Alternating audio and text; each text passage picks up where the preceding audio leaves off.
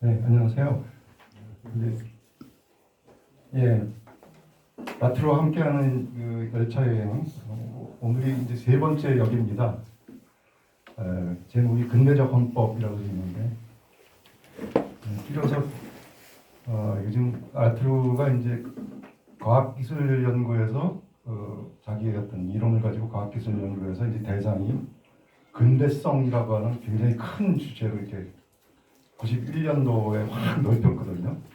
다들 그래서 깜짝 놀랐는데 하여튼 오늘 그 내용을 오늘 저 강의에서 소개해드리려고 해요. 그래서 근대성이란 뭐고, 라크루가 이제 기존의 근대성 이론을 어떻게 평가했고, 자신이 그래서 그것에 대한 어떤 대안적인 이론을 어떤 내용으로 제시했나 하는 내용을 이제 간략히 핵심만 추려서 소개해드리려고 합니다. 근데 근대성으로 넘어가기 전에 지난 시간에 제가 행위자 연결망 이론이 이제 어떻게 탄생했다 하는 그 탄생 과정을 어떤 문제의식을 가지고 핵심적인 아이디어는 어떤 것이고 이제 개념들 뭐 이런 것들을 지난 시간에 소개를 드렸는데 뒤에 그 시간이 제가 이제 강의 시간 조절을 못하는 바람에 뒤에 그래서 행위자 연결망 이론을 적용해서 구체적인 사례 연구를 과학기술에 관한 사례 연구죠.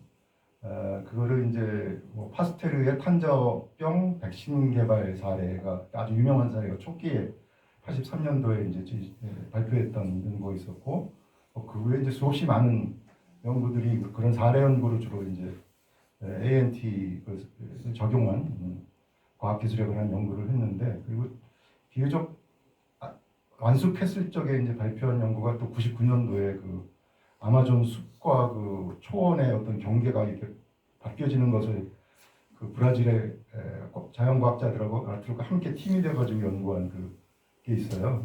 아주 굉장히 재미있는 연구인데 그거는 99년도에 그 판도라의 희망이라는 그 책에 한 챕터로 실려 있습니다. 그래서 시간이 되면 이제 그거를 지난 시간에 소개를 간략히라도 드렸어야 됐는데 못 드렸어요. 그래서 참 죄송하다 이런 생각이 드는데 그 중에서 그 파스테르의 탄저병 백신 개발 연구 사례는 자료들이 꽤 있어서 제가 그 단톡방에다가 올려드린 거거든요. 그래서 그거를 한번 좀 읽어보시고 거기에 그래서 그걸 쉽게 또 풀어서 요즘 그 AI 제가 제미나이를 애용을 하는데 제미나이를 이렇게 요약한 거 제미나이가 요약을 참 잘하거든요. 그래서 제가 보기에는 여러분들 그거를 보시면은 굉장히 좀 그 사례를 쉽게 이해할 수 있지 않을까. AI가 요약한 걸 보고 제가 그 한글로 번역된 아트루가 직접 쓴 그 논문 나에게 실험실을 달라 그러면 내가 세상을 들어올리라고 하는 아주 그 유명한 그 제목의 논문인데 그 논문 제목을 좀 이상하죠. 논문이라고 보기에는 이 뭐야? 근데 그거는 라트루가 일종의 이제 그 패러디한 거예요. 그게 뭐냐면 여러분 아르키메데스라고 그리스 철학자 아시나요? 뭐 유레카 외친 그분이 그 지렛점을 발견한 사람으로 유명하거든요. 지렛대로 해가지고 이렇게 지렛대로 하면은 이렇게 길이와 그 무게로 해서 내가 힘만 조금만 줘도 저기 있는 무거운 돌을 들어올릴 수 있는 길이만 길면 이제 그런 바로 이제 아르키메데스가 나에게 지렛점을 달라 그러면 내가 세상을 들어올리리라 그런 말을 했거든요. 항상 유명한 그리스 철학자 아르키메데스의 이제 유명한 걸 항상 인용되는 구절인데 거기서 이제 지렛점을 갖다가 라투르는 실험실이라고 본 거죠. 현대에서는 그게 실험실이다. 실험실에서 나온 과학 기술이 이 세계를 바꿔놓는다. 이제 그런 의미에서 그 제목을 그렇게 그 패러디라고 그러나요? 네, 살짝 바꾼 거죠. 그래서 그렇게 해서 그 제목이 나온 건데 하여튼 거기서 다루는 사례는 파스텔과 한 여러 가지 그 작업들이 있지만 그 중에서도 특히 1881년도에 발표한 그 탄저병 백신 개발이라고 하는 그 사례를 ANT 가지고 쫙 분석을 해낸 ANT 분석에서 가장 초기에 속하는 그 논문인데요. 굉장히 유명해진 그 논문입니다. 그래서 이미 읽어보신 분도 있겠지만 아직 못 읽었으면 제가 그 단톡방에 올린 거를 다시 한번 좀 읽어보세요. AI가 요약한 거 참고해가면서 읽어보시면 여기서 ANT적인 관점이 이렇게 적용이 됐구나 하는 것을 이해를 하실 수가 있을 겁니다. 그래서 오늘 제가 시작하기 전에 근대성으로 넘어가기 전에 꼭 파스텔 연구를 저는 아니고 지금 나눠드리는 거 있죠. 네, 그거를 한번 보세요. ANT의 요약이라고 볼 수 있는 그림이거든요. 이거는 라트루가 그린 그림입니다. 그걸 이제 번역한 건데요. 행위자 연결망 이론에서 제일 핵심되는 개념은 놀랍게도 번역이라고 하는 개념이 translation, 번역이라고 하는 개념인데 번역이라고 하는 개념이 여러분 많이 쓰잖아요. 지금 이 라트루 책이나 이런 것도 다 번역, 프랑스 말이나 영어로 된 것, 한국말로 이제 우리말로 번역을 한 언어적인 의미로 주로 번역이라는 용어를 사용해요. 근데 라트루는 그거를 언어 한 언어에서 다른 언어로의 번역이 아니라 그 비슷한 아이디어를 갖고 한 존재에서 다른 존재로의 행위, 의지 이런 것을 번역. 그건 뭐냐면 나와 저 사람, 인간끼리일 수도 있고 나와 이런 컴퓨터 같은 사물일 수도 있고 이 한 존재와 다른 존재, 한 행위자와 다른 행위자 간에 어떻게 관계를 맺을까? 어떻게 관계가 맺어질 수 있을까? 나도 행위자고 어떤 행위자라면 이 행위자가 예를 들어서 내가 혼자서 컴퓨터 없이 강의를 할 수도 있지만 그러면은 굉장히 소수밖에 못하고 이렇게 효율적이지 못하죠. 그러면 컴퓨터라는 행위자가 있을 적에 내가 컴퓨터와 관계를 맺고 결합이 돼야만 뭔가 연결망이 맺어져야만 이게 지금처럼 강의를 할 수가 있잖아요. 네.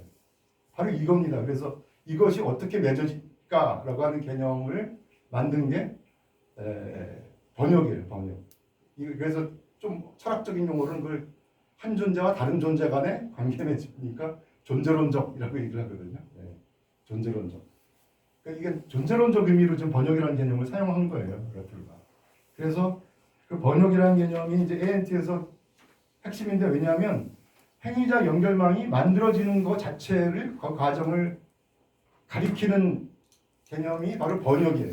행위자 연결망 이론에서. 그래서 그 번역의 여러 단계가 이제 행위자들 간에 어떻게 그런 연결망이 만들어지는가 그거를 라트루가 이렇게 친절하게 7단계 그림으로 이렇게 그려줬어요. 행위자 연결망은 이 행위자들 간에 이렇게 해서 구축이 되고 딱 단단해지는 거야. 하나의 블랙박스가 되는 거야. 동맹이 되는 거야. 이런 식으로 얘기를 하는 거죠. 그래서 그 그림을 잠깐 이 행위자 연결망 이론의 어떤 요약으로서 한번 이게 보시면은요. 제가 첫 단계가 이게 7단계 이거 외우실 필요 없고 외워지지도 않아요. 7단계 외우실 필요 없고 그냥 쭉 설명을 그냥 들으세요. 행위자 연결망이 처음에 없다가 어떻게 만들어지는가 이제 그런 건데 처음 맨 위에 그림을 보면 A 행위자와 B 행위자가 있죠. 다시 한번 말씀드리면 이건 A, B가 다 인간일 수도 있고 또는 그 중에 하나나 전부가 다 비인간일 수도 있어요. 그 상관이 없어요. 그러니까 ANT에서 그걸 상관하지 않는 거거든요. 그래서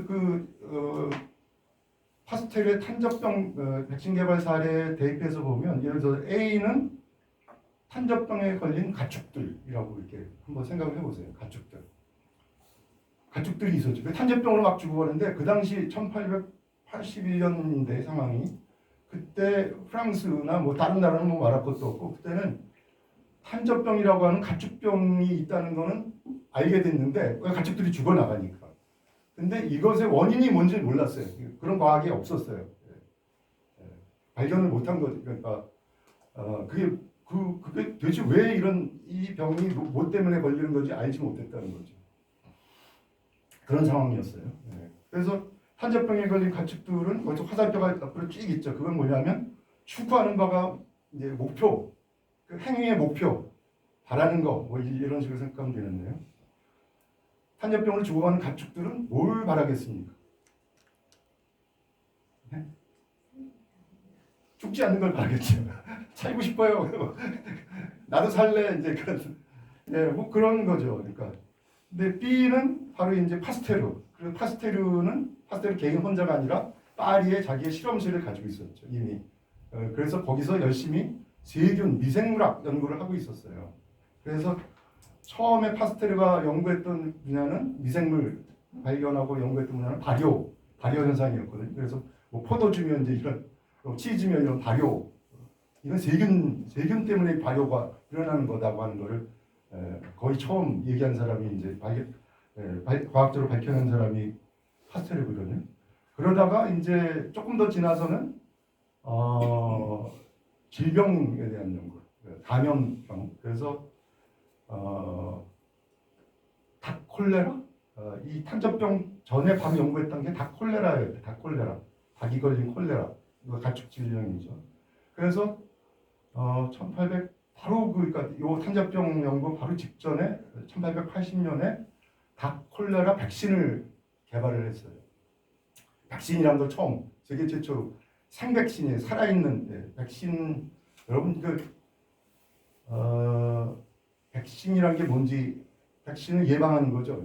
그러니까 백신 주사를 맞으면은 그 병에 안 걸리게 이제 그게 뭐냐면 우리의 그 생물 안에 있는 원래 존재되는 면역 기능을 갖다 이렇게 강화시켜 가지고 막아내는 거거든요. 세균이 들어와도 그 퇴치하는 거죠. 우리 몸에 면역 세포가 만들어져요. 근데 너무 강한 세균이 팍 들어오면 이 면역 세포가 만들어지기 전에 그냥 다 감염돼 가지고 죽어버리는 거거든요. 근데 닭 콜레라 연구를 하면서 파스테르가 세계 최초로 한 게 생백신이었어요. 생백신은 뭐냐면 백신이라는 건 이게 면역 기능이 활성화돼야 물리치잖아요. 그 질병을 세균 감염된 물리치잖아요. 근데 너무 센 세균을 갑자기 확 주사하면 면역세포가 만들어지기 전에 다 감염이 돼서 그러니까 죽어버리죠. 그래가지고 파스텔과 한 거는 사실은 여러분 백신이 굉장히 특별한 새로운 위대한 거라고 없던 게 만들어졌으니까 그럴 수도 있지만 그게 뭐냐면 파스텔과 그 실험실에서 연구한 건 뭐냐면 그 세균을 약화시키는 거예요. 감염력을 약화시키는. 어떻게 약화시키냐면 여러 가지 방법으로. 그걸 뭐 물을 타서 좀 묽게 하기도 하고 뭐 열을 가해가지고 좀 아주 죽으면은 그냥 죽은 물질이 돼버리니까 이걸 세균이 살아있을 때 좀 비실비실하게 만드는. 그러니까 열을 가하는 거예요. 열을 갖다 아주 크게 가하면 안 되겠죠. 그래가지고 파스텔가 한 거는 한 5도 해보니까 한 5도 정도 되니까 이게 세균들이 아직은 살아있는데 굉장히 약화된. 그래서 그거를 예를 들어 닭콜레라 쪽에 생백신, 그러니까 살아있는 세균이죠. 그래서 생백신, 약독화 생백신이라고 부르는데 독성이 약화된 살아있는 세균을 만들어서 가축에다 주입을 했더니 그게 약한 세균이니까 그렇게 쉽게 확 질병에 다 해서 이렇게 죽어버리게 만들지 않고 면역세포가 막 만들어지는 거죠. 그러니까 그런 거를 그 주사하면 그런 생백신을 주사하면 병을 이기고 낫는 거예요. 그게 백신의 원리거든요. 그건 그러니까 파스테르가 실험실 속에서 정말 여기 몇 도에서 제일 약화됐는데 이게 주사해도 죽지 않고 살아날 수 있을까? 아예 또 너무나 약화시키면은 면역세포가 잘 안 만들어지니까 또 안 되겠죠. 면역 기능을 활성화시켜서 질병을 퇴치하게끔 생물체가 그게 어느 정도일까를 이제 실험실에서 뭐 이거는 수없이 무슨 뭐가 딱 원리가 있는 게 아니니까 파스텔가 그냥 시행착오를 통해서 한 5도 정도 올리니까 그렇게 되더라. 이제 그게 백신이에요. 파스텔가 발견한. 그래서 닭콜레라에서 성공을 했어요. 닭콜레라를 치료를 해서 이미 이제 파스텔은 발효 연구와 닭콜레라 뭐 이런 걸로 유명해졌죠. 나중에는 이제 이 탄저병 다음에는 이제 광견병을 똑같이 광견병 백신을 개발을 계속 명성이 높아지는 거예요. 하여튼 근데 탄저병 라트루가 이제 연구한 사례한 건 이제 탄저병인데 그래서 파리에 있는 그 파스텔의 실험실은 그렇게 이제 미생물을 세균을 연구하는 것이었어요. 그래서 백신 같은 거를 이렇게 발효나 백신 개발을 하는. 그러니까 여기서는 이제 요게 B라는 게 파스텔 또는 파스텔의 실험실이라는 행위자라고 보면은 거기가 추구하는 바는 이런 여러 사례를 통해 가지고 자기가 처음 이제 개척한 미생물학 질병의 원인은 세균이다, 미생물이다고 하는 것을 증명함으로써 미생물학을 크게 발전시키는 그게 목표였겠죠. 그러니까 이게 A하고 B하고는 거기에 1단계가 무관심으로 되어 있죠. 서로 뭐 완전히 추구하는 바가 달라요. 서로 완전히 다른 뭐 그러니까 이게 만날 적이 없어요. 원래 없었어요. 그죠? 왜냐하면 탄저병에 걸린 가축들이 물론 뭐 파스텔 실험실을 알 리도 없지만 뭐 그 가축들을 기르는 뭐 농민들도 뭐 파리에 있는 뭐 파스텔 실험실이 자기하고 무슨 상관이야. 그러니까 탄저병의 원인이 뭔지도 모르는 상태였는데 그게 세균인지 뭔지 뭐 농민이 몰랐겠죠. 그러다 2단계로 넘어옵니다. 파스테르가 그 탄저병 요게 내가 한번 연구해 볼 만한 것 같은데 다콜라레에서 얻은 그 노하우를 가지고 한번 그러니까 농장으로 가는 거예요. 그 탄저병에 걸린 농장들을 방문을 해가지고 거기서 이제 자기의 거기서 아직 원인은 뭔지 모르니까 그 병에 걸린 탄저병에 걸린 가축들에서 그 병변을 질병에 걸린 그 피부에 뭐 아니 까만 그런 그 저게 생긴다거든요. 그래서 이제 점점점 더 많이 생겨서 죽어간다는데 그걸 이제 떠오는 거죠. 그 부분을 떠와가지고 여기에 뭔가 파스텔은 생각을 했겠죠. 여기에 뭔가 틀림없이 여기에 무슨 미생물 세균이 있을 거야 하고서 이제 근데 아직 눈에는 잘 보이지 않는 거니까. 그래서 자기의 파리 실험실로 가져오는 거예요. 가져오. 그게 두 번째 그림입니다. 그래서 탄저병에 걸린 가축에서 병변을 떼내가지고 B 파스텔의 실험실로 가져오는 거예요. 우회하는 거죠. 살짝 그래서 선이 이렇게 이어지면서 관계가 맺어지기 시작한 거죠. 그 다음에 그래서 파스텔가 이제 자기 실험실 속에서 열심히 연구를 했겠죠. 그래서 봤더니 아닌 게 아니라 거기서 딱 현미경으로 바뀌었죠. 그러니까 세균 같은 게 이제 자기 저기서 발견해서 이제 그거를 이 세균을 눈으로 가시적으로 봐야 되니까 이걸 집중적으로 그거를 갖다 따로 이게 아주 순수하게 만들어서 이렇게 플라스틱 같은 데서 배양을 시키는 거죠. 생각 실험실은 다 이제 세균을 이렇게 배양을 시키는 거. 그 배양을 시키면 막 이렇게 하나의 그 판 안에 이제 만들어져 가지고 막 눈에 보여요. 세균이 이렇게 누런색 무슨 색으로인지. 그죠? 배양을 시키고.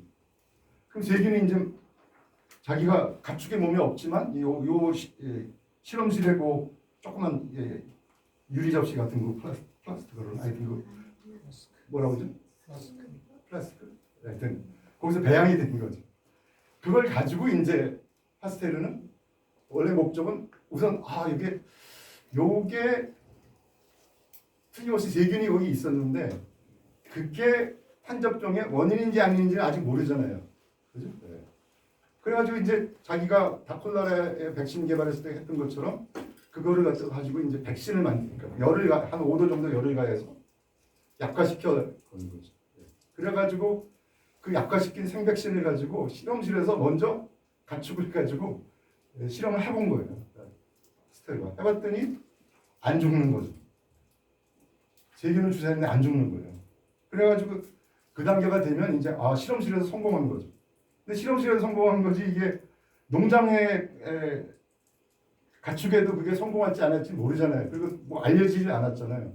그래가지고 그걸 다시 농장으로 그 자기가 개발한 생백신을 가지고 농장으로 다시 가서 1881년 5월 달인가 직접 가가지고 제가 거기다 단톡방에 그 그림도 올려놨죠. 그 그림을 바로 그게 여러 뭐 언론인이나 뭐 정부 관계자나 뭐 과학자 뭐 농민들은 물론이고 거기서 양 한 20몇 마리 뭐 소 한 몇 마리 그다음에 염소까지 주로 탄저병에 걸린 동물들이 그러니까 거기다 반은 백신을 주사하고 반은 백신을 주사하지 않는.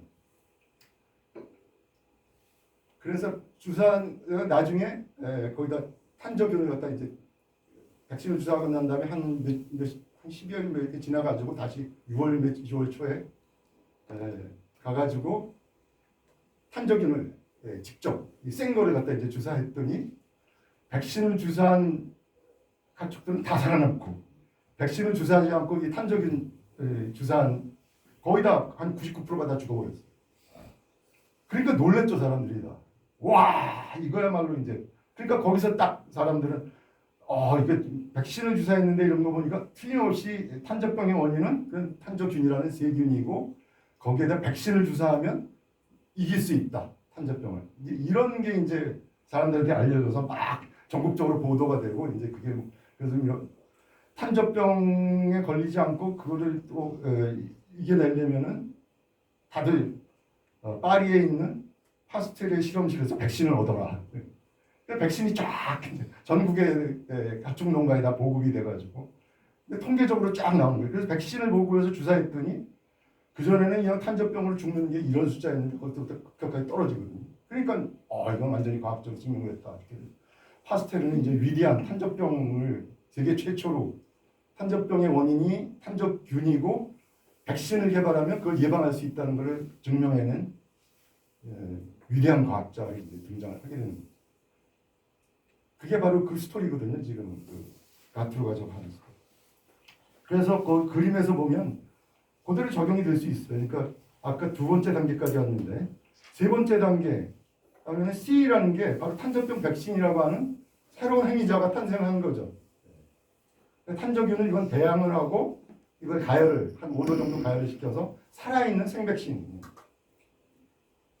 그래서 백신을 통한 탄저병의 해결이라고 탄저병 문제 해결이라고 하는 새로운 목표가 그래서 이 세 행위자의 연결망으로 이제 구축이 된 거죠. 그래서 이 탄저병의 그 백신은 그것을 만들어내는 파스텔의 실험실은 이 세 행위자의 연결망에 어떤 반드시 세 행위 의무적으로 필수적으로 통과해야 될 통과점이 됐다. 영어를 이거 몰라도 됩니다. 오블리가토리 패시지 포인트라고 OPP라고 줄여서 행위자 연결망 이런 것들을 많이 부르는데 하여튼 거기가 이제 이 문제를 해결하는 핵심 그거를 통과해야만 탄저병을 해결할 수 있다고 사람들이 믿게 되는 어떤 그게 된 거고 말하자면 그게 이제 거기가 말하자면 파워가 생겨나는 거죠. 필수 통과점이 이제 파워가 권력이라고 하는 건 그렇게 생겨나는 거다. 이게 의무 통과 지점이 돼야 권력이 된다는 거죠. 그래서 그게 4단계고요. 그 다음에 이제 5단계는 이게 이제 그렇게 해서 관계가 A, B, C 사이에 연결망이 생기긴 했지만 이게 아직도 좀 거기서 삐끗삐끗거리고 뭔가 거기서 거기서 조그만 갈등도 있고 아직 완벽하게 안정화되지 않은 불안정한 관계에서 그걸 좀 더 탄탄하게 만드는 그런 과정이 있습니다. 그걸 이제 정렬이라고 하는 거죠. 우리 타이어 정렬하듯이 이렇게 A, B, C 일직선으로 쫙 A와 B에서 C로 이렇게 쫙 하여튼 뭐 아무런 문제 없이 이렇게 하나처럼 움직이도록 하는 그런 작업을 할 필요가 있고요. 안정화하는 겁니다. 그 5단계까지 그래서 잘 가면은 6단계가 되어서 거기는 그럼 더 이상 이제 탄저병 문제가 나왔다고 하면은 이 A, B, C 이 연결망의 어떤 그 효과로 연결망의 힘으로 다 고칠 수 있다. 탄저병 백신을 주사하면 된다. 그걸 탄저병 백신은 파스텔의 실험실 가서 얻어라. 이제 뭐 이렇게 되는 거죠. 그러면 그게 마치 하나의 더 이상 처음에는 A 관계도 없던 A와 B와 그리고 나중에 나타난 이 C 이렇게 해서 관계가 얼기설기 맺어졌던 게 이제는 정렬 이후에는 딱 하나로 A, B, C가 하나의 더 이상 그 관계를 따질 필요도 없이 하나로 딱 뭉치게 되는 거예요. 이거는 완전히 그러니까 과학계에서 말하자면 정설로 믿어지는 이거는 탄저병의 원인은 세균이고 그거는 백신으로 예방할 수 있고 딱 이런 게 하나의 정론으로 맺어지는 거예요. 그러니까 그걸 블랙박스화라고 그래요. 블랙박스화. 마지막 단계 보세요. 그래서 블랙박스화 아직은 A, B, C 그래서 이 백신이 A, B, C라는 서로 다른 이질적인 행위자들이 이렇게 그 안에 요소로서 들어가 있다는 것을 생각하는 단계가 블랙박스화인데 이게 완전히 더 이상 이것을 건드리는 탄저병에 대해서 더 이상 다른 설명이나 다른 도전자, 이 파스텔가운데 생백신 말고 다른 게 없으면은 이 블랙박스는 더 이상 그 구성 요소를 생각할 필요도 없게 되는 거예요. 하나로 생각해 버리는 거죠. 이 블랙박스는. 그만큼 이게 단단해지는 거죠. 그래서 그거를 한 점처럼 됐다고 해서 결절화라고 하는데 영어로 펑추얼라이제이션 번역한 말이거든요. 이거 다 어렵습니다. 하나의 점처럼 됐다. 하나의 점처럼. 하나의 점처럼 됐다고 하는 것은 한 행위자처럼 되어버렸다는 거예요. 그 그림을 보세요. D라는 그림은 제일 위에 가면은 A, B하고 똑같은 그림이죠. 똑같은 모양이죠. 예. 그러니까 한 행위자처럼 보인다는 거거든요. 이렇게 연결망이 돼가지고 이렇게 해서 블랙박스가 이렇게 되면 나중에 이게 정말 거기서 굳어지면 한 행위자로 봐도 된다. 이렇게 됩니다.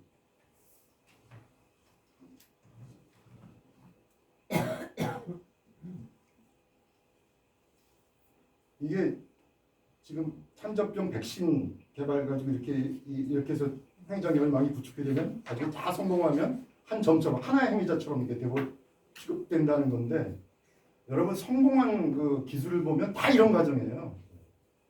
저기 있는 휴대폰도 마찬가지예요. 그 안에 많은 부품들이 처음엔 관계도 없는 것들이 이렇게 보여가지고 하나에 딱 저기서 뭉쳐가지고 되는 거고. 저게 서로 다른 것들이 어떻게 뭉쳤냐 알려면은 우리는 모르지만 알 필요도 없지만 일반인들은 저게 고장나면 안 되고 고장나면 알아요. 고장나면. 백신도 고장나면은 이게 잘 안 들으면 문제가 생기면은 이 컴퓨터도 문제가 생기면 이거 고쳐야 되죠. 그럼 분해해가지고 해체해가지고 뜯어 고쳐야 되잖아요. 그럼 하나하나 어디가 고장났을까를 찾아내야 되고 하면 이게 이래 서로 다른 것들이 이렇게 뭉쳐있구나 하는 걸 알게 되거든요. 블랙박스가 해체되는 거죠. 그래서 여러분 그 그림의 오른쪽에 보세요. 오른쪽에 화살표가 이렇게 쭉 위에서부터 제가 설명한 대로 이렇게 내려오는 게 있죠. 블랙박스가 여러 개의 행위자가 하나의 점처럼 이렇게 딱 되는 거예요. 근데 이것도 있죠. 그래서 거꾸로 올라가는 거죠. 이걸 가역성이라고 이제 가역적이라는 표현을 알죠. 영어로 리버서블하다는 거. 거꾸로 방향으로 다 갈 수도 있다는 거죠. 행위자 연결망은 거꾸로 갈 수가 있어요. 그러니까 여기서 문제가 생겨서 뭐 고장이 나거나 하면은 이쪽으로 다시 이렇게 갈 수가 있는 거죠. 그래서 나중에는 전혀 관련 없는, 그러니까 이 행위자 연결망이면 그렇게 사라지는 거예요. 이 세상에서 이렇게 단단한 존재로 존재했다가 거꾸로 어떤 문제가 고장이 나거나 뭐하거나 하는데 또 다른 경쟁자에 지거나 하면 이쪽으로 올라가는 거예요. 다시 해서 해체가 되는 거죠. 마지막에 없어지는 거예요. 그러니까 D라는 이 하나의 점처럼 됐던 한때는 굉장히 성공했던 이 백신 이런 뭐 휴대폰 이런 컴퓨터 이런 것들이 사라질 수가 있어요. 가역적으로 행위자 연결망 이론의 성공은 이제 그래서 이게 이쪽으로 가지만 이게 항상 이쪽으로 가는 게 아니라 여기서 문제가 생기면 다리가 무너지면 그 다리가 잘 작동할 때는 이렇게 갔다가 우리 다리 한강다리 갔다가 그게 무너지면 성수대교가 무너지면 저 거꾸로해서 이게 사라지고 이렇게 되는 거죠.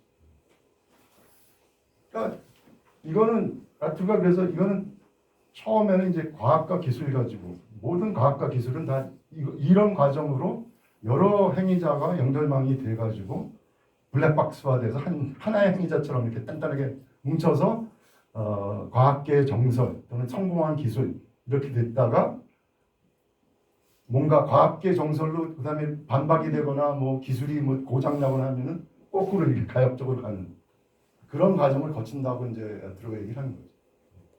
행위자 연결망 이론이라고 하는 건 바로 다른 게 아니라 이런 식으로 설명을 하는 거예요. 행위자와 행위자 간의 관계가 이렇게 돼가지고 블랙박스화 됐다가 뭐 그게 이제 그럼 블랙박스화 돼서 아직도 건전하게 이게 세상에 그게 존재한다. 그런 과학적 사실과 그런 기술이가 존재한다고 이제 이런 걸 설명을 하는데 그게 왜 사라지느냐는 다시 가역적 과정을 거치는 거를 이렇게 또 설명을 하는 거죠. 이게 행위자 연결망 이론의 요약입니다. 자, 이 정도로 설명을 드리고요. 오늘의 주제는 제가 근대성이라고 얘기했는데, 거기 들어가겠습니다. 행위자 연결망 이론의 바탕을 두고 근대성 대한 라투르의 어떤 그런 ANT 관점의 어떤 설명을 오늘 이제 소개드리려고 합니다. 이 책이에요. 이 책이 이제 그거를 적용을 해서 나온 책인데 영어로 번역된 건 이 책이 아주 얄팍하고 그렇죠. 제가 이제 라투르에 제일 먼저 감명을 받았던 책이 이 책인데 정말 이거는 세상을 보는 완전히 새로운 시각이구나 느끼게 만든 책이 이 책인데 새롭지만 굉장히 그래서 읽기는 어려웠던 아주 짤막하게 정말로 여기에 라투르의 그냥 그 모든 사상이 다 들어가 있다고 할 만치 이제 그런데 제가 슬라이드가 옮긴 저거는 이제 2007년에 우리나라에서도 이게 번역이 돼서 나왔거든요.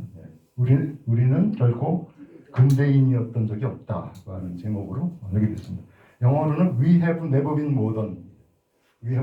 우리는 결코 근대적이었던 적이 없었다. 여러분 그 근대라는 말 다 아시죠? 근데 이제 여러분들 그러면은 근대가 있었고 그다음에 이제 현대 아니야? 뭐 이렇게 역사에서 그렇게 많이들 배우는 것 같아요. 근데 물론 그렇게 또 이렇게 근대와 현대를 나눌 필요도 있지만 여기서는 그런 구분이 없는 거예요. 그러니까 그런 구분은 별로 중요치 않고 우리가 살고 있는 지금 이 세상 사회 질서 이런 문화 이런 거를 다 사실은 모던이라고 영어로 그래요. 모던. 그래서 우리는 모던한 시대, 모던 에이지 또는 모던 타임스 또는 모던 소사이어티에 살고 있어. 이게 이제 지금의 어떤 그런 통용되는 상식입니다. 모던이라는 말이 이제 근대 말인데. 근데 라투르는 굉장히 하여튼 제목이 좀 도발적이에요. 우리가 지금 근대에 살고 있고 뭐 그런 거는 다들 뭐 일반인도 그렇고 학자들도 그건 상식적으로 이렇게 너무나 뭐 질문할 필요도 없는 그런 걸 생각을 해왔어요. 이 책이 나오기 전까지. 근데 이 사람은 우리는 근데 근대적이었던 적이 없었어. 이런 제목이거든요. 얼마나 황당합니까? 너무 도발적인 정말 프로보킹한 제목. 근데 하여튼 우리말로는 근대인이었던 적이 없다고 얘기를 했는데 그 얘기가 무슨 얘기인지.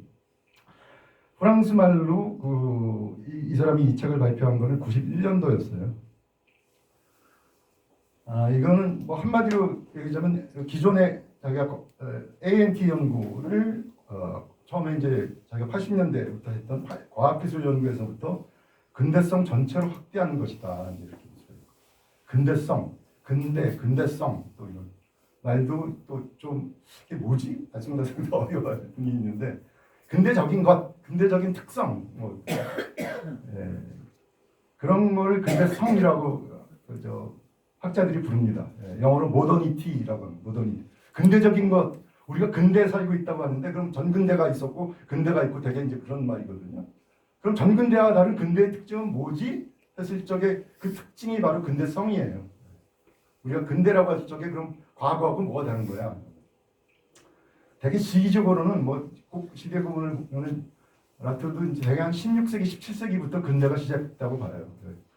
라투르 거기서 이제 왜 그때부터 보느냐 이게 중요한 거 그때부터 이제 우주 서구에서 이 세계관 우주관까지가 완전히 바뀐 시대거든요. 그때 16, 17세기에 바로 이제 갈릴레오, 뉴턴 이런 사람들이 나타나서 자연과학 혁명을 일으켰잖아요.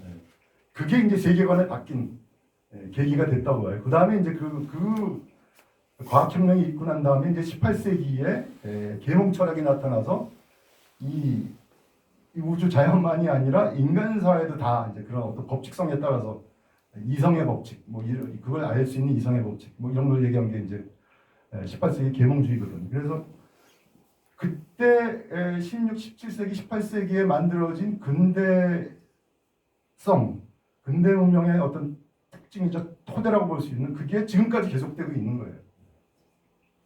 그게 그만큼 중요한 거죠. 우리가 살고 있는 사회가 바로 우리는 예를 들자면 그 기존의 관점으로 보면 우리는 조선시대까지 전근대에 살고 있다가 뭐 조선시대 말부터 좀 근대로 넘어온다고 이제 개항하면서 그런 얘기 많이 배웠죠, 그죠? 세계사 국사 시간에 사실은 본격적으로 우리가 예를 들어 조선 사람들이 이제 조선 전근대 조선에서 근대 한국으로 이제 넘어온 거는 일제에서 식민지화 되면서 서구의 근대 문명이 쫙 조선 반도로 이제 밀려 들어온 거죠. 일본은 뭐가 잘났길래? 일본도 전근대였는데 막부 그 쇼군이 다스리던 그 시대였는데 1868년인가요? 그 메이지 유신이 있고 난 다음에 확 이제 스스로 자기들이 이제 식민지화 되지 않고 미리 서구 문명을 확 받아들여서 모든 걸 국가의 뭐 법이나 뭐 다 고쳤거든요. 그때부터 이제 서구 문명을 빨리 받아들인 거예요. 그래서 식민지화 서구에서 식민지화 되지 않은 거죠. 대신에 자기가 제국주의 근대 문명을 빨리 받아들인 비서구 동양의 나라인 일본이 조선부터 이렇게 쫙 식민지화 시켜서 식민지라는 어떤 그런 아주 폭력적인 방법으로 근대 문명을 이제 조선 이식시키기 시작했던 거죠. 하여튼 그렇게 해서 이제 19세기, 20세기로 들어오면 근대 문명이 근대성이 서구에만 머물러 있는 게 아니라 전 세계 거의 모든 사람들에게 쫙 퍼진 거지. 다 지배하게 돼요. 그래서 우리 조선 사람은 물론이고 조선 아시아 사람들, 라틴 아메리카는 벌써 아시아보다 더 전에 식민지화 돼가지고 서구의 근대 문명을 받아들여서 지배가 됐고요. 그러니까 비서구 지역은 라틴 아메리카, 아시아, 그 다음에 아프리카 이런 순서로 식민지화되면서 서구의 근대 문명이 쫙 이식이 됐어요. 그때가 사실은 근대 문명이 쫙 식민지화를 통해서 이식이 된 게 어떤 의미에서는 근대성의 글로벌라이제이션이라고 볼 수가 있어요. 근대 문명이 그냥 쫙 식민지라는 방법을 통해서 쫙 전 지구를 다 점령을 하게 된 그런 거죠. 나트루는 처음부터 근데 과학기술에서 근대성 연구를 이제 ANT 연구를 더 빨리 확대했는데, 근데 나트루는 그렇게 된 이유가 처음부터 과학기술이 근대성의 핵심이라고 봤어요. 근대 문명의 핵심이 뭐야? 나트루는 과학기술이라고. 다른 사람은 다르게. 여러분은 근대 문명의 제일 핵심이 뭐라고 보시는지 한번 생각을 해보세요. 나트루는 과학기술이라고 합니다. 아까 실험실, 나에게 실험실을 달라? 그럼 내가 세상을 들어올리리라. 그 제목 속에 사실 그런 말이 들어가 있죠. 실험실을 쓰려면 이 세계를 다 바꿔놓을 수 있다. 그러니까 지금의 근대 문명의 핵심은 실험실에서 만들어낸 과학과 기술. 그런 거를 세계가 다 변화시킬 수 있다는 그런 얘기죠. 뭘로 통해서? 행위자 연결망 이걸 통해가지고 쫙 세계를 다 바꿔놓은. 그게 근대 문명이다 이렇게 보는. 같은 그런 관점이죠. 그래서 라트르는 그런 과학기술 연구부터 이제 이 근대성 연구를 사실은 그런 문제의식을 가지고 시작했다고 볼 수가 있는데, 제가 앞에 강의에서 얘기했죠. 라트르가 이제 73년, 74년에 코트디부아르 처음에 가서 이제 인류학적 연구를 인류학적 방법을 배우고, 그때 이미 자기가 그런 문제의식을 가졌다고 그랬죠. 그때 거기 있던 프랑스인들이 아프리카인들이 왜 과학적 기술을 못 배우지 하는 거를 그 사람들은 뭐라고 그랬죠? 아프리카인들이 비합리적인 전근대 문화에 젖어 있어서 이게 바꾸지 못해, 이 사고방식을 바꿀 수가 없는 거야. 아직도 샤머니즘 믿고 하는데 무슨 이 근대적인 과학기술 기계가 돌아가면 어떻게 알겠어? 못 배우는 거 당연. 이런 식으로 프랑스인들이 생각을 했다는 거예요. 과학과 기술을 알고 있는 우리 합리적인 사고를 하는 프랑스인하고는 달라 이런 식으로. 아예 종자가 다르다 이런 식으로 생각을 한 거겠죠. 나트루는 거기에 직접 그 인류학적 방법을 통해서 아프리카인들을 직접 현지 조사를 해보니까 뭐라고 그랬죠? 그 사람들이 과학과 기술을 쉽게 못 배운 건 뭐 때문이에요? 기술이 기계가 없어 실습을 못하는 거예요. 그걸 못 배우죠. 윤정 선생님, 네. 그 실습을 기계가 없으면 못 배우잖아요. 암만 맨날 칠판에다 개념 써놓고 이거 알아요 하고서는 애들이 알겠어요? 기계 돌리는 방법은. 그러니까 바로 그거에 어려운 게 아니었어요. 그러니까 라트로는 그런 생각을 한 거죠. 그래서 이게 서구인들이 가진 전근대와 근대, 전근대는 비합리적이고 근대는 합리적이고 이런 식의 이분법이라는 게 과연 타당한가? 이런 문제의식을 그 코트디부아르에서 이미 가진 거죠. 그래서 그 얘기는 바로 그래서 라투르는 곧바로 코트디부아르에서 어디로 갔다 그랬죠. 바로 서구의 가장 첨단 과학 실험실인 캘리포니아에 있는 소크 연구소에 그 기후명 실험실로 가서 처음 그 연구를 했다고 그랬죠. 그 실험실에 대한 민족 에스노그래피 인류학적 연구를. 기후행 실험실은 바로 이제 뭐 쥐를 대상으로 했지만 결국 이제 인간의 그 갑상선 호르몬을 조절하는 그 인자를 찾아내는 아주 어려운 그 생리학적 연구를 그걸 라투르는 한 2년 가까이 그 실험실에 들어가서 현지 인류학적 방법을 쫙 관찰하면서 실험실 조수 역할을 하면서 참여 관찰을 한 겁니다. 세계 최초로 인류학적 방법으로 연구를 하면서 아니 인류학은 원래 그 전에 다 비서구 문화에 비서구의 비합리적인 문화를 서구인으로 연구하는 게 인류학이었는데 아니 가장 첨단 가장 합리적이라고 생각되는 과학 실험실에 인류학적 방법으로 연구를 해 생각도 못한 다른 인류학도 생각도 못한 일이에요. 라투르는 자기가 인류학으로 훈련받지도 않았고 자기는 이게 현지에서 그냥 어떻게 배웠고 현지에서 그냥 뭐 인류학적인 선배가 있었지만 하여튼 현지에서 자기 학교에서 배운 바가 없어요. 근데 하여튼 그러니까 아무런 제약을 안 받은 거예요. 라투르는 자유로움. 자기는 그냥 알고 싶은 거를 자기 호심을 추구한 그런 사람이었기 때문에 뭐 인류학자의 원래 정당한 대상은 비서구의 그 비합리적인 문화야. 이런 상식을 다 라투르는 뭐 그런 상식이 없었던 거예요. 깨버리고 그냥 다. 나는 뭐 지금 내 보니까 과연 서구인들은 정말 합리적이야? 그거를 그냥 서구의 가장 첨단의 과학 실험실로 들어가서 그냥 그걸 알고자 했던 거예요. 인류학적 방법. 그래서 여기를 대칭적 이 인류학이라고 이제 이 책에서 주장하는 대칭적 인류학적 주장을 하고 있어요. 그래서 대칭적이라는 거는 바로 이제 그런 전근대와 근대, 비서구와 서구를 딱 구분하지 않고 자기는 대칭적으로 보는 인류학적 연구를 추구한다고 하는 이제 그런 이 연구에서 주장한 건 이제 대칭적 인류학이라고 얘기를 했습니다.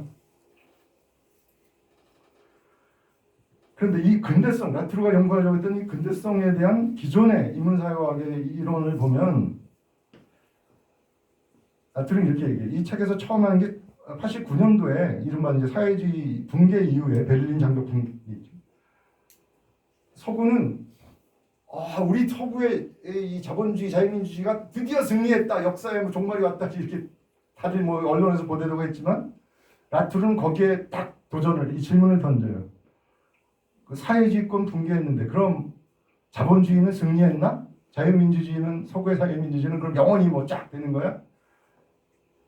아닌 것 같은데 그 얘기를 한 거죠. 이 책에서 처음 그렇게 출발을 해요. 왜냐하면 1988년도에 유엔의 IPCC라는 게 생겼어요. 그게 뭐냐면 지금도 존재하는 기후 변화에 관한 가장 전 세계 과학자들의 저거거든요. 기구 유엔 산하 기구인데 IPCC가 뭐냐면 Intergovernmental Panel on Climate Change가 그러니까 기후 변화에 관한 정부 간 패널. 거기서 내는 몇 년마다 보고서를 한번 내는 아직까지 이제 6차 보고서까지 나오는데 그게 기후 변화에 관한 가장 방대하고 가장 이렇게 말하자면 권위 있는 보고서. 그런 IPCC가 88년도에 유엔 산하에 생겼다. 그게 뭘 말하냐? 뭘 말할까요? 기후 변화가 왔다는 거죠. 전 지구적 기후 변화가 왔다는 거죠. 그러면 자본주의 국가 안심해도 되나? 기후 변화가 왔는데 너희들 다 예외 없어. 기후 변화 이거 굉장히 우리가 극복하기 어려운 정말 심각한 문제야. 인류가 멸망할지도 모르는 그런 문제 닥쳤는데 승리를 구가한다는 게 말이 안 된다. 라투르는 그렇게 딱 지적을 하는 거죠.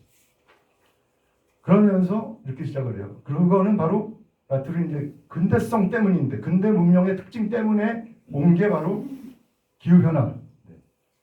근대성의 어떤 특징들이 기후변화를 만들어냈는지 그거를 파헤친 책이 이 책입니다. 그 근대성의 특징을 얘기를 하면서 그 특징의 핵심이 어떻게 기후변화를 초래했는가를 분석한 책이에요. 이 책이. 그 근대성에 관한 책이자 기후변화를 아주 깊게 이 책에서 공부하지는 않고 그냥 문제를 던지고 그것의 어떤 원인을 찾아 들어간 거지만 하여튼 기후변화 생태위기를 이 근대문명이 초래한 생태위기를 설명하고자 그래서 생태위기가 왔다 그런 걸 지적을 했고 그래서 그 학자 중에 올리백이라고 하는 학자도 비슷하게 위험사회라는 걸 주장을 했죠. 86년도에 그 유명한 책에서 위험사회, 리스크 소사이어티라는 책에서 근대 산업사회가 이제 위기를 맞았다. 위험, 산업화로 인해서 생긴 어떤 위험들이 이제 전 세계를 이렇게 지구적인 위험을 가져오고 있다. 이런 하면서 라트르는 올리백을 상당히 칭찬을 합니다.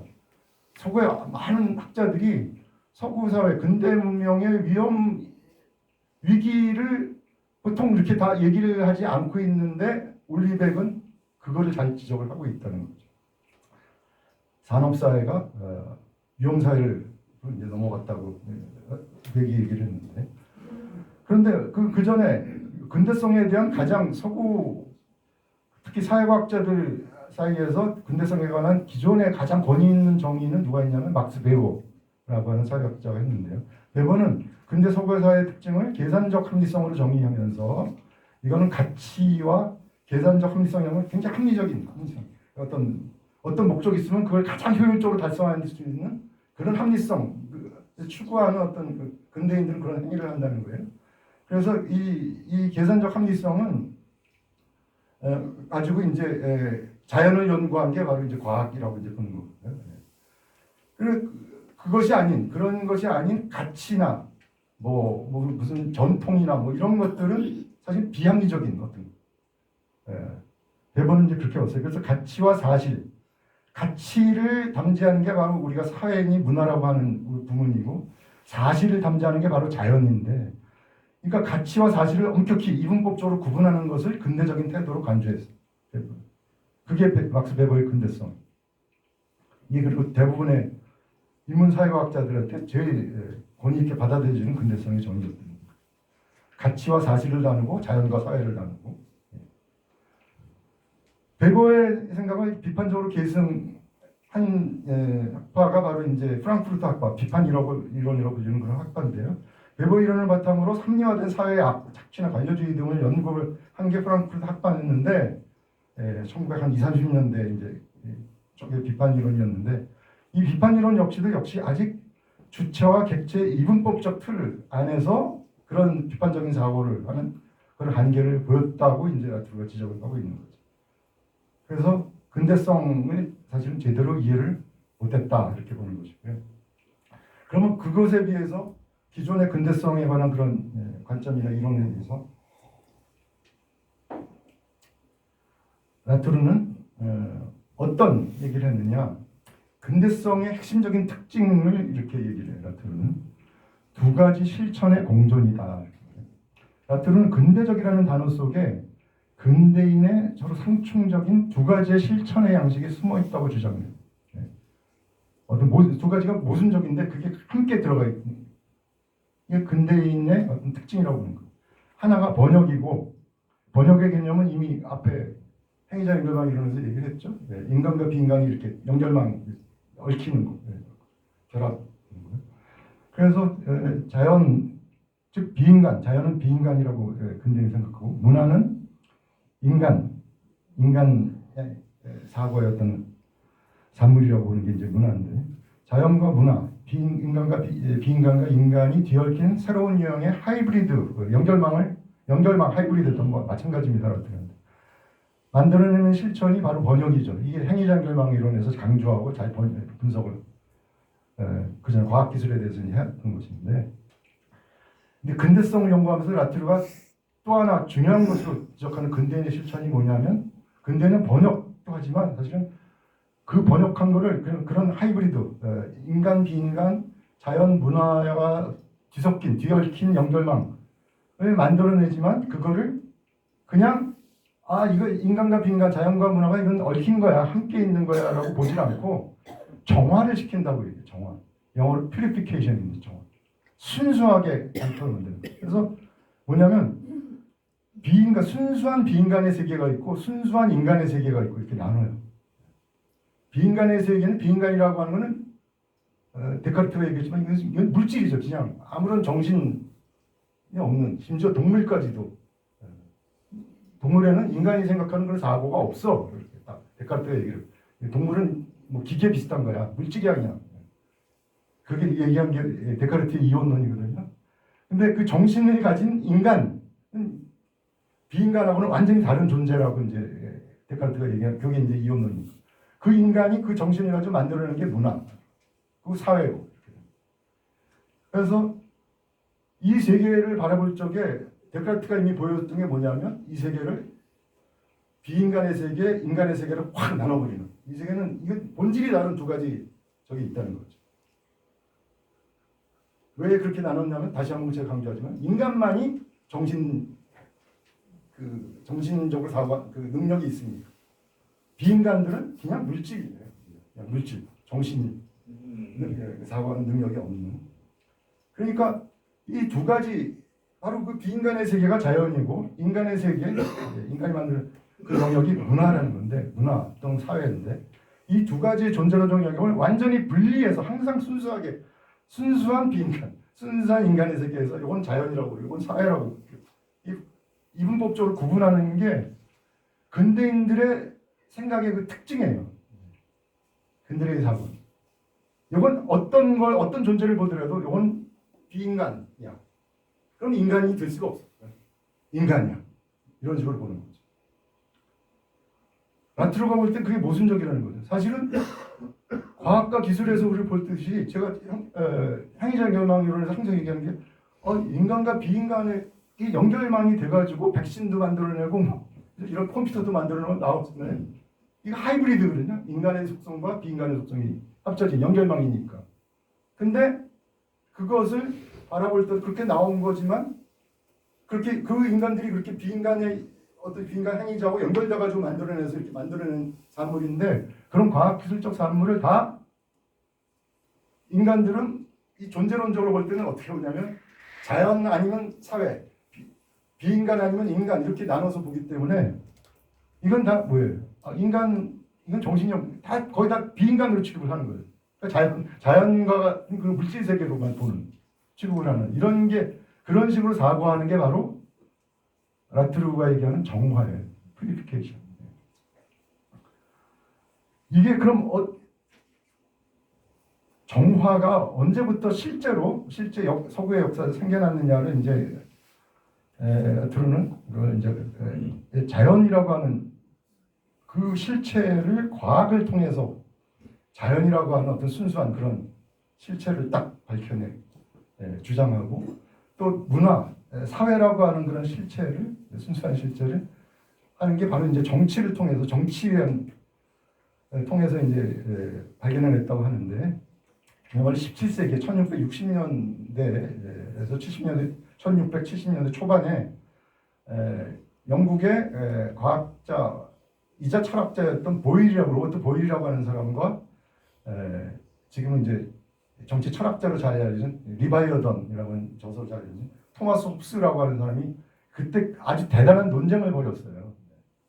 그래서 그거를 연구한 그 논쟁을 연구한 어떤 책을 라트루가 쓴 게 아니라 이제 다른 학자들이 쓴 책을 갖다가 이제 라트루가 재해석을 해가지고 여기다 소개를 자기 식으로 하고 있는데요. 거기서 홉스는 그때가 영국에서 어떤 때였냐면 이 두 사람이 다 영국 사람이거든요. 영국이 그 종교 전쟁을 한창 벌이던, 그러니까 기존의 영국도 카톨릭이었다가 이제 헬리파스가 등장하면서 앵글리 저거 나오고 또 유럽에서부터 이제 칼빈교를 이쪽을 믿는 종교가 여러 종교가 구교, 신교도 여러 종파들이 나와가지고 엄청난 전쟁을 1618년부터 1648년까지 30년 전쟁이라는 게 바로 이제 그 종교 전쟁이었거든요. 그 와중에 이제 영국에서는 바로 이제 그 새로 개신교를 주장하는 어떤 믿는 시민 크롬웰 같은 사람들이 이제 시민혁명을 일으켜서 이제 왕을 처단하기도 하고 뭐 이제 그런 일을 했는데 하여튼 그래서 엄청나게 혼란기였거든요. 예. 그때 그 직후에 바로 이제 보일과 홉스가 논쟁을 벌이면서 보일이 사실 그때 보일은 이제 진공이라고 하는 걸 발견한 과학자로 유명하거든요. 진공. 그 전까지는 이 세상에 이 세계에 진공이라는 게 존재할 수 있다는 걸 믿지는 않았어요.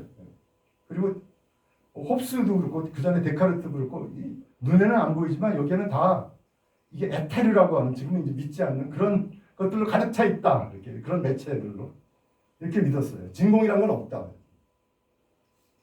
근데 보일은 자기가 만든 진공 펌프 이 실험 이 기구를 만들어 가지고 여기는 아무런 공기가 없고 이거는 아무런 뭐 에테르 그런 거 없다고 하는 거예요.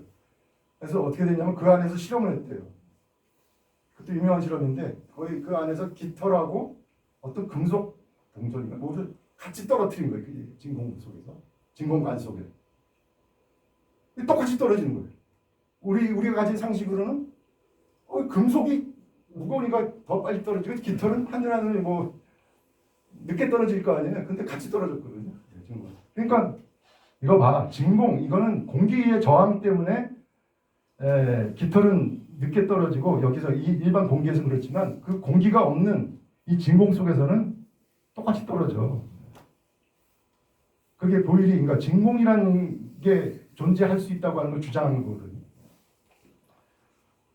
그러니까 진공이라고 하는 어떤 그런 일종의 자연 세계죠.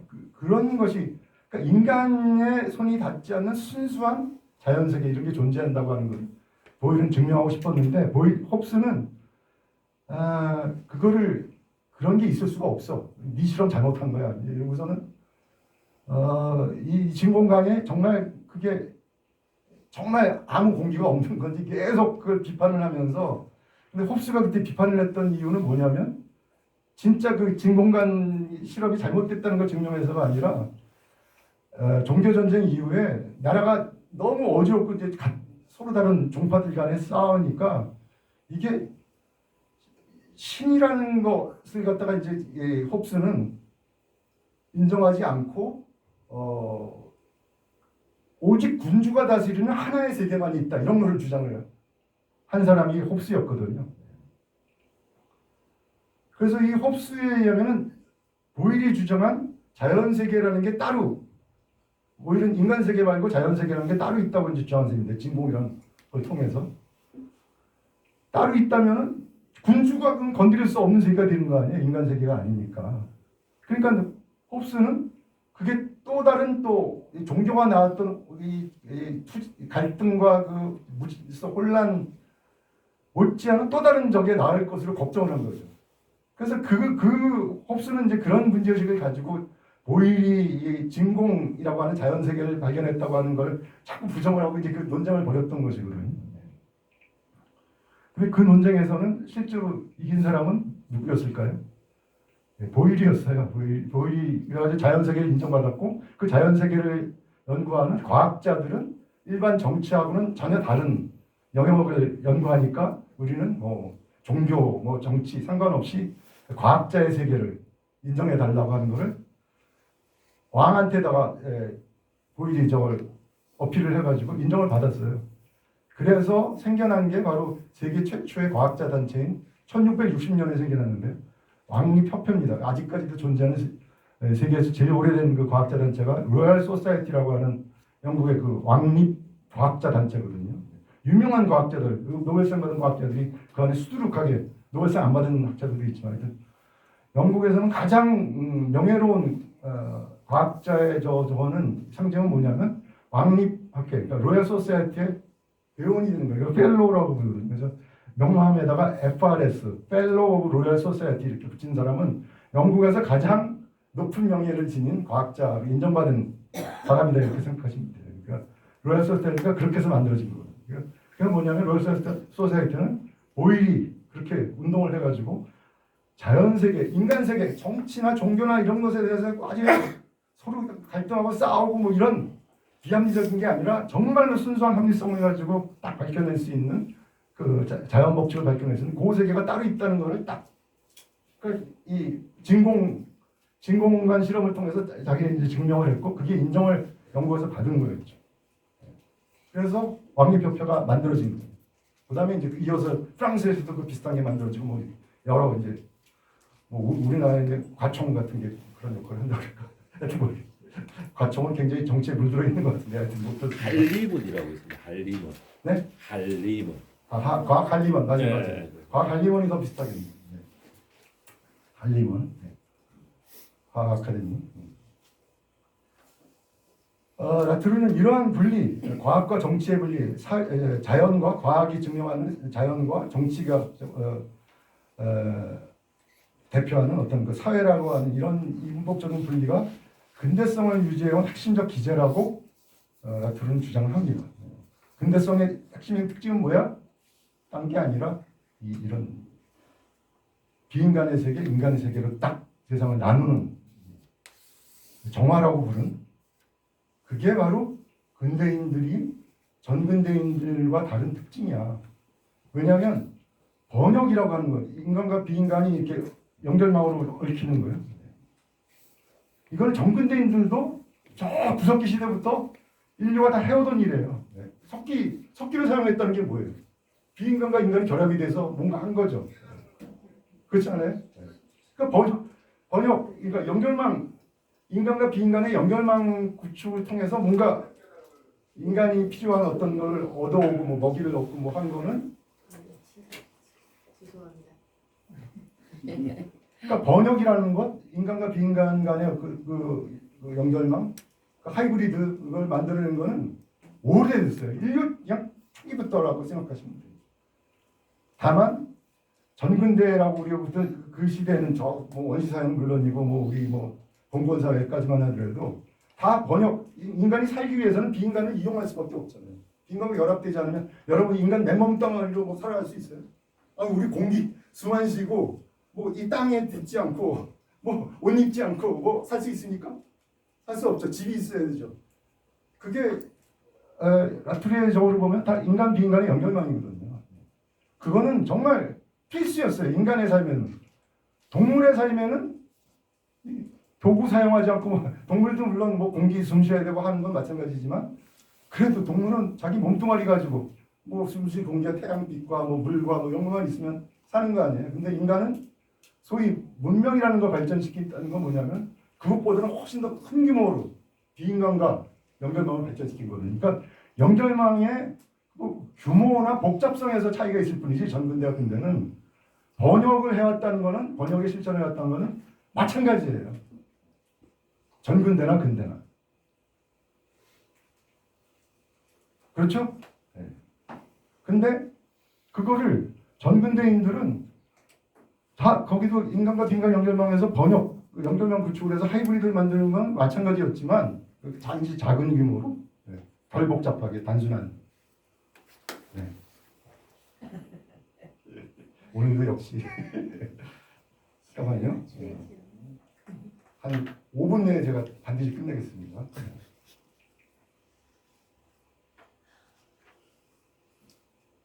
정화는 없었어요. 전근대인들 정화라는 걸 몰랐어요. 이 세계를 이 세계는 인간 세계, 비인간 세계 따로 있어. 순수한 비인간의 세계, 자연 세계와 순수한 인간의 세계, 문화, 사회라고 불리는 이 세계가 따로 있다고 하는 그런 생각은 가져본 적이 없어요. 전근대인들. 다 이게 섞여 있다고 생각했죠. 동양이나 서양이나 마찬가지예요. 서양인들도 저 그리스 철학 뭐 이런 거 보면 다 뭐 뒤섞여서 뭐 신, 동물 뭐 다 이렇게 섞여 시대부터 이렇게 다 그죠? 네. 뒤섞여 자연 세계, 인간 세계가 따로 있을 수. 인간은 항상 자연 속에서 살아왔고 동양도 그렇잖아요. 뭐 유교, 도교, 뭐 불교 다 생각해 보십시오. 인간은 다 자연 속의 일부고 자연에 의존하면서 사는 존재고 다 섞여서 의존하면서 사는 거지. 어디 인간 세계 따로 자연 세계 비인간하고 완전히 관계없이 인간 세계에 따로 있을 수 있다. 따로 존립할 수 있다. 이런 생각했던 적이 있었나요? 서양이고 동양이고 없었어요. 서양의 근대가 유일하게 이걸 그러니까 정화의 실천이라고 이분법적으로 세계를 나누는 거는 16세기, 17세기에 처음 시작된 거예요. 자연 세계부터 나중에는 사회학자들이 사회 세계라는 걸 따로 만들었어요. 19세기에 사회학자 디립겐이나 박스베거나 이런 사람. 그래서 자연 세계는 사실의 세계고 인간 세계는 사회는 그러니까 이건 가치의 세계고 이런 식으로 사실과 가치는 명확히 구분돼야 돼 이런 식으로 한 거죠. 이렇게 이분법적으로 나누기 시작한 거는 근대에 와서 그 근대라는 것의 핵심적인 특징 16, 17세기에 시작된 핵심적인 특징이 바로 이 세계를 그렇게 이원론적으로 이분법적으로 바라보기 시작했다. 그래서 모든 걸 바라볼 적에 근대인들은 그것에 따라서 딱 전 인간 그러니까 이건 사회에 속하는 것 저건 비인간 그건 자연에 속하는 것 이런 식으로 나눠서 본다는 거죠. 순수한 자연 순수한 사회 이런 식으로 그게 생각만 그런 게 아니라 그 생각에 따라서 지식과 학문도 발전을 한 거죠. 지금 자연과학, 기술 이쪽에 인문학, 사회과학 따로 있죠. 이 둘 간에 의미 있는 상호작용이나 교류가 있나요? 없어요. 그게 근대의 특징이에요. 이건 완전히 별개의 세계로 본질이 다른 별개의 세계라고 보기 때문에 이건 순수한 물질의 세계고 여기는 정신의 세계. 그게 근대에서 만들어진 거고 근대인의 사고의 특징이에요. 그거를 라트는 정화라고 불렀어요. 순수하게 이분법적으로 나눈다는 거. 그래서 라트르는 오늘 거기까지는 이제 여기서 마쳐야 되겠는데요.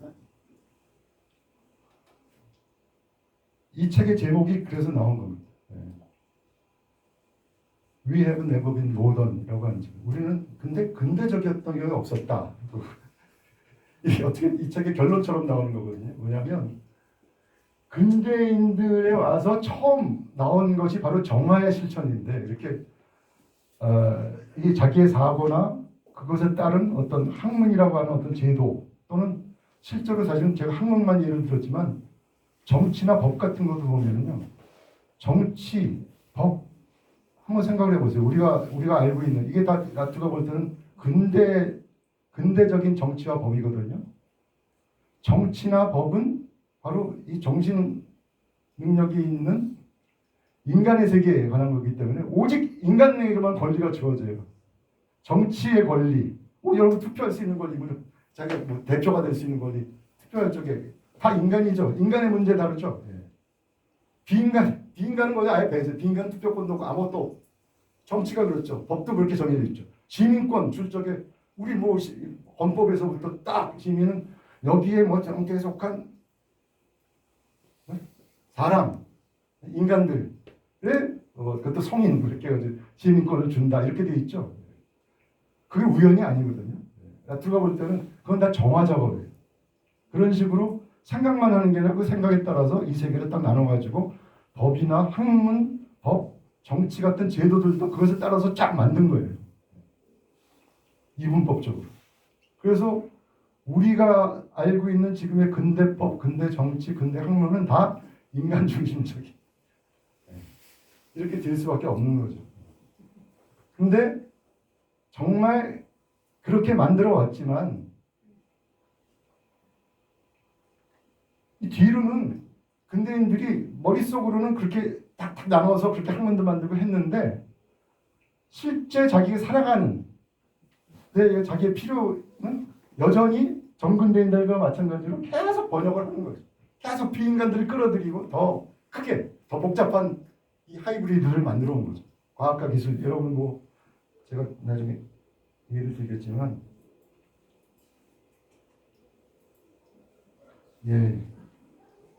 뭐 파스테르가 지금 예를 들었던 백신, 그다음에 플라스틱, 자동차, 컴퓨터, 뭐 GMO, 지금 뭐 AI 한번 생각을 해보세요. 그 라트루가 얘기한 다 향이장 멸망 하이브리드들이거든요. 인간 비인간이 결합된. 이 근대인들이 얼마나 많은 하이브리드, 향이장 멸망 구축에 의해서 하이브리드를 만들어 왔고 그 규모가 그 복잡성이 얼마나 커져 왔는지. 그런데 인간의 사고는 아직도 그 근대주의적인 정화에 의해서 딱하기 때문에 그런 것들은 다 백신, 플라스틱 이런 거는 다 비인간이야. 이건 뭔가 자연세계거나 자연세계를 거기에 과학적인 적을 응용해서 만든 기술이야. 다 그 속에 물질의 법칙에 속하는 것들이야. 이런 식으로 보죠. 그러니까 거기는 아무도 권리도 주어지지 않고 그건 행위 능력도 없고 뭐 이런 거를 이제 계속 취급을 하는 근대인들의 특징이 그거죠. 근데 실제로는 계속 연결망을 만드는 거예요. 그래서 근대인들의 사고는 그렇게 이분법적으로 근대적이라고 하면 정화했을지 모르지만 근대인의 삶은 전 근대인들이나 아직도 다를 바가 없고 그냥 그게 계속 규모가 커져오고 복잡성이 커져왔을 뿐이다. 그런 의미에서 바로 얘기하는 게 류해부 내법인 우리는 사실은 근대인인 것처럼 사고를 했지만 근대인인 것처럼 삶을 살아오지는 않았다. 전근대인과 사실 그렇게 다르지 않은 다만 규모를 크게 하고 복잡성을 늘려왔을 뿐이지. 이거 다른 말로 하면 우리는 계속 전근대에서부터 지금까지 계속 비인간들을 끌어들여서 우리의 삶을 문제를 해결을 하고 운명을 키우고 뭐 이래 왔을 뿐이다 하는 말이 바로 이 책의 제목이 의미하는 바입니다. 전근대와 근대 간의 그런 의미에서 이제 근본적인 의미에서 이분법적인 구분 그런 거는 사실은 틀렸다는 게 이제 그런 얘기고 그게 코티디부아르에서부터 가졌던 라툴의 문제의식을 이 책에 와서 완전히 그냥 자기는 결론을 내린 거죠. 근대인들이 전근대인들은 자기들하고 완전히 다른 완전히 비합리적인 야만적인 뭐 독서를 취급한 건 완전히 잘못된 근대인 전근대에서 근대인들까지 계속 번역을 해왔다. 오히려 근대인들이 더 크게 더 큰 규모로 더 복잡한 하이브리드들을 만들어 왔다는 것이고 지금의 생태위기 기후변화가 왜 왔느냐 바로 그건 이제 다음 시간에 강의의 주제인데요. 그런 하이브리드를 너무나 많이 아무런 규제 없이 조심성 없이 비인간들에게 아무런 권리도 주지 않고 해왔기 때문에 오늘날의 기후변화가 왔다고 라툴은 이 책에서 결론 부분에서 주장을 합니다. 자, 오늘 여기까지 하겠습니다.